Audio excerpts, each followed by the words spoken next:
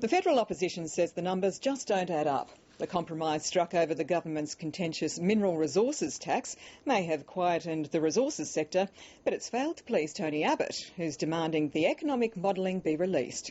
The Prime Minister, Julia Gillard, today took her new deal to the heart of the mining industry in Queensland, declaring the breakthrough a better outcome for all. Ben Worsley reports.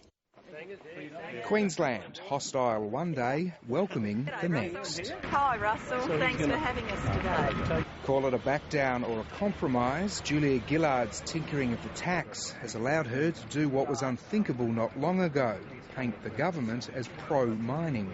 I'm very pleased that as a result of the breakthrough agreement we announced yesterday, that we have been able to give certainty to the mining industry and to communities like this one in Mackay. The electoral risks of mining policy are also keenly felt by Labor in the West, which might explain why the Perth-based Foreign Minister and Immigration Minister held a press conference today on tax. We believe it's a good decision for Western Australia. So I think all West Australians will be pleased that the matter's been settled. Settled or not, an appeased mining sector forces the opposition to juggle. How many can I carry at once? Tony Abbott's line of attack has shifted. There is something very fishy about the figures in the new tax.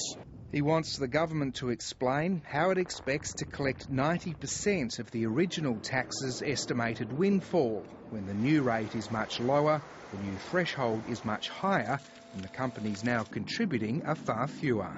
I am not accusing the government of cooking the books, but given the implausibility of these figures, it would help the government's case if all of the modelling were released. The government's explanation is that the original windfall predicted was underestimated. In the last week or so, when negotiations became genuine good faith negotiations, there was a much greater exchange between the government and the industry over what both saw the potential revenue implications into the future being. The potential political implications are yet to play out.